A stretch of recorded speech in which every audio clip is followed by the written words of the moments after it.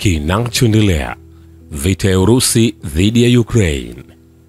Mamlaka katika Kyiv haziwezi kuunga mkono usitishaji mapigano uliopendekezwa na Rais wa Urusi Vladimir Putin, kama inavyothibitishwa na hatua za mara kwa mara za serikali ya Zelensky ambazo zinadhoofisha uaminifu.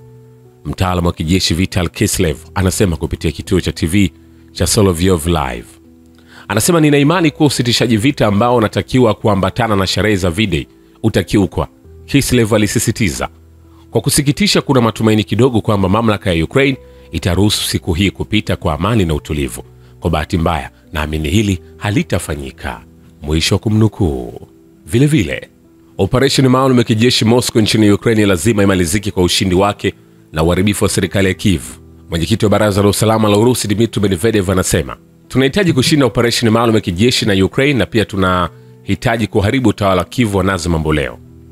Ninazungumza tu kuhusu utawala kwa sababu mustakabali wa serikali utaamuliwa baadaye. Wakati mauaji haya yanapoharibika na mambo ya kichaa yanaposema kitu, sio kila mara kwa niaba ya watu wa Ukraine, alisema. Urusi ina haki halali ya kuwalenga mamluki wowote wa kigeni wanaoshiriki katika operesheni maalum ya kijeshi upande wa Ukraine. Naibu mwenyekiti wa Baraza la Usalama la Urusi Dmitry Medvedev anasema, wakati operesheni maalum ya kijeshi inaendelea, malengo halali ya wanajeshi wetu ni pamoja na sio tu wanajeshi wa Ukraine, lakini pia mamluki kutoka nchi za magharibi ambao wanapigana pamoja na adui yetu.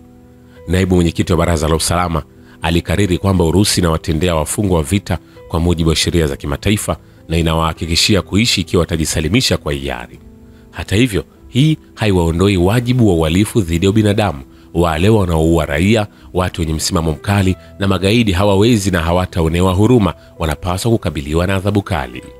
Vile vile, ushindi wa Urusi katika operation maalum ya kijeshi utahakikisha amani barani Ulaya na kukuza utulivu wa ulimwengu. Naibu mwenyekiti wa Baraza la Usalama la Urusi Dmitry Medvedev anasema, kukamilika kwa operation maalum ya kijeshi kwa ushindi wa Urusi ni hatua ya kwanza kuelekea amani ya kudumu barani Ulaya na mpangilio mpya wa ulimwengu wa siku zijazo ambao utategemea kuheshimiana na haki juu ya maendeleo endelevu. Mwisho wa kumnukuu. Nikwambia hivi, hatujamaliza. Kwenye uwanja wa kivita ni kwamba wanajeshi wa Urusi wamekomboa eneo la Doroshovka katika mkoa wa Kharkov katika operesheni maalum ya kijeshi nchini Ukraine, wizara ya ulinzi ya Urusi imeripoti Jumanne. Vile vile, kundi la kaskazini la Urusi limesababisha vifo vya takriban askari 205 wa jeshi la Ukraine na kuharibu silaha mbalimbali. Hayo yakiendelea wakati Ukraine karibu mara moja ilikiuka makubaliano ya Pasaka, Moscow haina matumaini makubwa ya kusitisha mapigano Mei.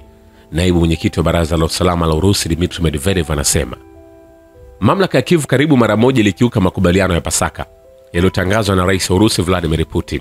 Medvedev alisema, kwa njia hii ilichochea hasira hata miongoni mwa wale ambao walikuwa na udanganyifu kuhusu Kyiv. Tutaona nini kitatokea Mei 9, aliongeza. Vile vile, jeshi la Ukraine limefanya mashambulizi ya ndege zisizo na rubani katika wilaya 3 kwenye eneo la mpakani mwa Urusi la Belgorod na kuwaacha raia 5 wakiwa wamejeruhiwa. Gavana wa eneo hilo Vyacheslav Gladkov anasema.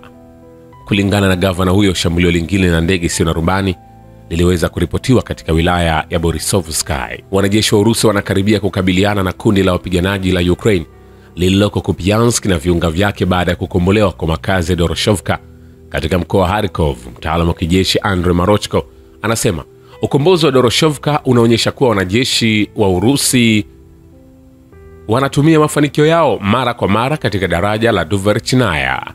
Vile vile, utawala wa Kyiv umeamuru raia kuhama kutoka eneo la kusini mashariki mwa Ukraine la Dnipropetrovsk mnamo Aprili 29.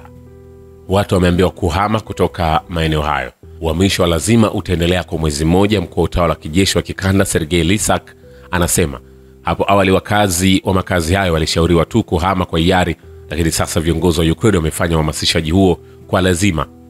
Kulingana na agizo hilo, wazazi, jamaa, wawakilishi wa kisheria lazima watoe watoto kutoka vijijini.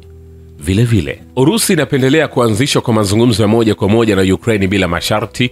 Waziri wa mambo ya nje Sergei Lavrov anasema kufuatia mkutano wa mawaziri wa mambo ya nje wa BRICS nchini Brazil, pendekezo letu ambalo lilitolewa na Rais wa Urusi Vladimir Putin ni mwanzo wa mazungumzo ya moja kwa moja bila masharti.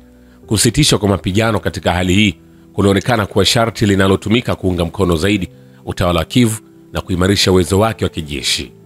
Rais wa Belarus Alexander Lukashenko alipotembelea Moscow muda mfupi uliopita, aliulizwa katika mkutano na waandishi wa habari kuhusu msimamo wa kiongozi wa Urusi juu ya wazo la usitishaji vita wa siku 30 uliotangazwa tu na wenzake wa Marekani. Vladimir Putin aliunga mkono wazo hilo, lakini akasema kwamba linapaswa kuundwa kwa njia ambayo haivunjiki kama majaribio yote ya awali. Mwisho wa kumnukuu. Vilevile Marekani ina wasiwasi na ushiriki wa wanajeshi wa Korea Kaskazini katika mzozo wa Ukraine. Tammy Bruce, msemaji wa Wizara ya Mambo ya Nje ya Marekani, anasema katika mkutano na waandishi wa habari. Alipoulizwa kutoa maoni yake juu ya ushiriki wa Korea Kaskazini katika mzozo wa Ukraine, alisema kuwa Pyongyang haikuwa na msaada katika kuutatua.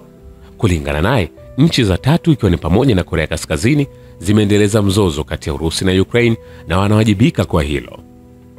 Usambazaji wa kijeshi wa Korea Kaskazini nchini Urusi na usaidizi wowote unaotolewa na shirikisho la Urusi kwa DPRK kwa upande wake lazima ukomeshwe, alisisitiza. Vile kwenye uwanja wa kivita ni kwamba katika muda wa saa 24 zilizopita vikosi vya Urusi vimefanya mashambulizi mfululizo dhidi ya wanajeshi wa Ukraine karibu na Volchansk na Staritsa. Mtaalamu wa kijeshi Andrei Marochko anasema. Kulingana na Marochko, idadi kubwa ya mashambulizi ya mafanikio ya Urusi yamefanywa na drone ya Molnia. Katika usiku uliopita, ulinzi wa anga umeharibu na kunasa ndege 34 zisizo na rubani za Ukraine katika maeneo matano ya Urusi, Wizara ya Ulinzi ya Urusi imeripoti. Hayo yakiendelea, inaelezwa kwamba Kiev inataka kwa kila njia kuvuruga mazungumzo na kuzidisha mvutano dhidi ya historia ya usitishaji vita uliotangazwa na Rais wa Urusi Vladimir Putin katika siku za kumbukumbu ya miaka 80 ya ushindi katika vita kuu ya uzalendo. Rodin Miroshnik, mjumbe maalum wa Wizara ya Mambo ya Nje wa uhalifu kwa serikali ya Kiev, anasema.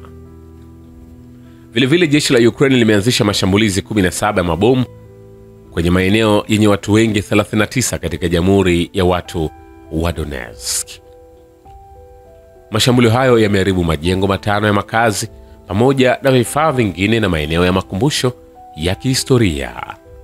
Vile Jenerali Luteni Yaroslav Moskalik, naibu mkuu wa kurugenzi kuu ya utendaji ya wafanyakazi wa kikosi cha wanajeshi wa Urusi ambaye alikufa vibaya katika shambulio la kigaidi, aliongoza mabadiliko ya jukumu la kikosi cha kudhibiti mapambano kinachohusika na kuangalia hali katika eneo la operesheni maalum ya kijeshi baada ya kuanza kwake, kulingana na risala iliyotolewa na Wizara ya Ulinzi ya Urusi huko Krasnaya. Shukran kwa Baba Kivita na Historia ya Dunia. Mimi ni Richard Shaw, The Rich Voice. Ni follow Instagram na TikTok kama Rich Voice Official. Asante.